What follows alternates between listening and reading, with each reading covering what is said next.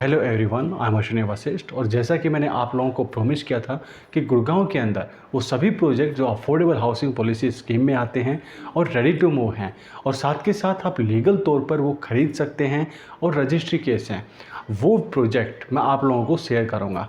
और इसका रीज़न था ये एक अवेयरनेस के लिए सारे वीडियोज़ हैं। ये एक सीरीज चल रही है रियल एस्टेट के अवेयरनेस के लिए, और उसमें इसका सबसे बड़ा रीज़न ये वीडियो शेयर करने का जो है वो ये है कि काफ़ी सारे जो बायर्स हैं वो मिसगाइडेड हो जाते हैं और ट्रैप में फंस जाते हैं कि जो प्रोजेक्ट उनको लगता है कि अफोर्डेबल हाउसिंग पॉलिसी में 2-3 प्रोजेक्ट ही हैं जो रेडी टू मूव हैं, या फिर उनको बताया यही जाता है, गलती उनकी भी नहीं है। तो इस सीरीज़ में मैं आज फिर से 5 प्रोजेक्ट आप लोगों को शेयर करूंगा।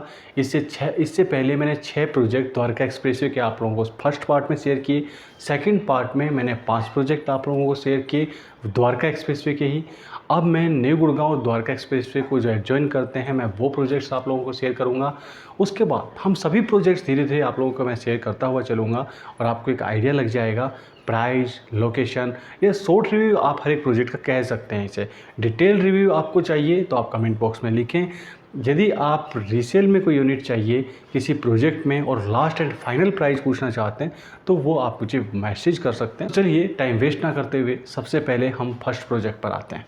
फर्स्ट प्रोजेक्ट है अपेक्स बिल्डर का आवर होम्स। सेक्टर 37C का ये प्रोजेक्ट काफ़ी लोगों के लिए एक कम बजट में और एक अच्छा प्रोजेक्ट साबित हो सकता है, लेकिन प्रोज कॉन्स हमेशा किसी प्रोजेक्ट को ख़रीदने से पहले जान लेने चाहिए। जो कि प्रोज तो आपको बहुत सारे लोग शेयर कर देते हैं, मैं दोनों ही चीज़ें शेयर करता हूँ ताकि आपको ख़रीदने में आसानी हो। सबसे पहले इस प्रोजेक्ट की बात करें तो स्टार्ट करते हैं पार्किंग से। यहाँ पर आपको पार्किंग इश्यू नहीं आएगा क्योंकि पोडियम पार्किंग यहाँ पर अवेलेबल है, ओपन पार्किंग भी अवेलेबिलिटी यहाँ पर है।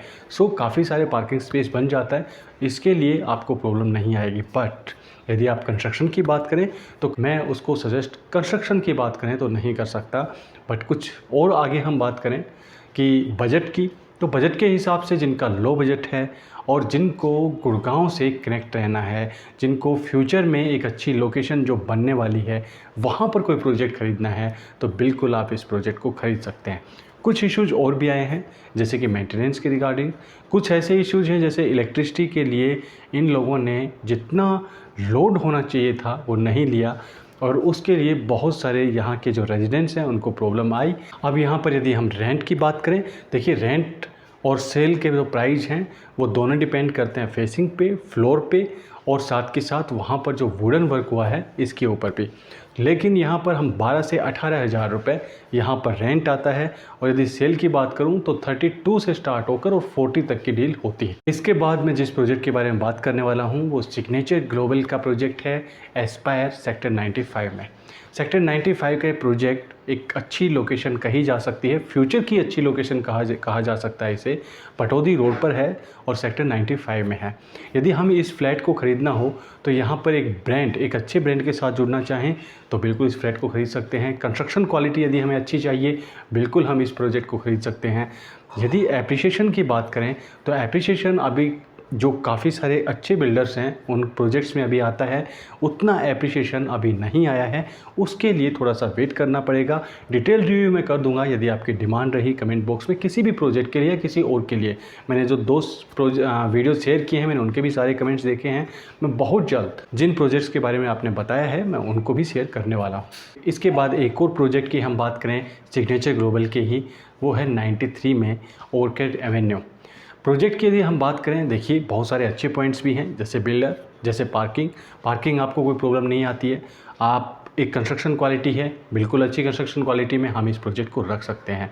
कनेक्टिविटी देखते हैं, कनेक्टिविटी अभी पिछले दिनों यहाँ पर काम चल रहा है। इसके सामने से जो 24 मीटर रोड है, एक कनेक्टिविटी इसके साइड से और बनती है, वो भी 24 मीटर रोड की है। इस वजह से आने वाले टाइम में इसकी कनेक्टिविटी काफ़ी अच्छी रहेगी, इस वजह से भी हम इस प्रोजेक्ट को ख़रीद सकते हैं। बट यदि आप अपने आप को लोकल मार्केट से दूर रखना चाहते हैं, किसी विलेज से दूर रखना चाहते हैं, तो फिर ये प्रोजेक्ट आपके लिए नहीं है। बट हाँ, कुछ प्रोज एंड कॉन्स दोनों ही होते हैं। मैं डिटेल में बात नहीं कर रहा हूँ, शॉर्ट रिव्यू कर रहा हूँ। तो वो आप देख लें। यदि रेंट की बात करें तो वो 11,000 to 20,000 तक यहाँ पर चलता है। और यदि रीसेल वैल्यू की बात करें वो 40 के आसपास जो ओनर हैं उनकी डिमांड होती है, सेलर की डिमांड होती है। अब हम सेक्टर 95 के एक और प्रोजेक्ट की बात करते हैं, नाम है रामसन क्षितिज। रामसन क्षितिज एक ऐसा प्रोजेक्ट है जहाँ पर एप्रिसिएशन जैसी लोकेशन है उस हिसाब से नहीं आया, बट हाँ फ्यूचर में ज़रूर आएगा, क्योंकि आपने न्यू गुड़गांव के बारे में ज़रूर सुना होगा कि इस एरिया का डेवलपमेंट बहुत तेज़ी से होने वाला है और इसी का फ़ायदा इन प्रोजेक्ट्स को मिलेगा। बट यदि मैं इस एरिया में बात करूं और किसी उस प्रोजेक्ट की बात करूं जिनका एप्रिसिएशन बहुत कम आया है, उनमें से एक रामसन क्षितिज है। यानी कि आपको कम बजट में कोई फ्लैट चाहिए और आप कंस्ट्रक्शन क्वालिटी या फिर कुछ छोटे मोटे कुछ और इश्यूज़ से आप अपने कंप्रोमाइज़ कर सकते हैं, तो फिर ये आपके लिए प्रोजेक्ट है, और इनसे नहीं कर सकते तो फिर आपके लिए नहीं। अब हम इसके बाद बात करें एक और प्रोजेक्ट सिग्नेचर ग्लोबल की, बट इससे पहले मैं आपको बता दूं ये सीरीज़ जारी रहेगी जब तक के सभी प्रोजेक्ट कंप्लीट नहीं हो जाते। चैनल को सब्सक्राइब कर लें यदि नए व्यूवर्स हैं, और आप मुझे व्हाट्सअप कर सकते हैं जो भी आपके इश्यूज हैं, आपको कुछ पूछना है, जानना है। यदि आप कॉल भी करते हैं तो मैं आपको कॉल बैक जरूर करूँगा, बट उसमें हो सकता है थोड़ा टाइम लग जाए। अभी जो सिग्नेचर ग्लोबल का प्रोजेक्ट है शाइनेरा सेक्टर 81 में है। सेक्टर 81 यानी कि जो मानेसर के साथ जुड़े रहना चाहते हैं, जो NH8 से जुड़े रहना चाहते हैं, एक अच्छी कंस्ट्रक्शन देखना चाहते हैं, और जो एरिया डेवलप्ड हो चुका है यानी कि 70 to 80% एरिया डेवलप हो चुका है, यदि उस पार्ट का आप हिस्सा बनना चाहते हैं तो ये प्रोजेक्ट बिल्कुल आपके लिए ही है। बट हाँ, एप्रिसिएशन की बात करें तो एप्रिसिएशन यहाँ पर ठीक ठाक आ चुका है, यानी कि ऑलमोस्ट डबल हो चुका है, और इतना काफ़ी होता है। यदि मैं 1 BHK की बात करूँ तो वो डबल से भी थोड़ा ज़्यादा। अब वो डिपेंड इस पे भी करता है कि कितना वुडन वर्क हुआ है, कितना काम करा है, फेसिंग क्या है, फ्लोर क्या है, और कुछ डिपेंड करता है आपके रियल एस्टेट ब्रोकर पर भी। सो नेक्स्ट टाइम हम फिर मिलेंगे बहुत जल्द ऐसी ही सीरीज़ में आगे के कुछ और प्रोजेक्ट्स लेकर। तब तक के लिए थैंक यू वेरी मच, बहुत बहुत शुक्रिया लास्ट तक बने रहने के लिए।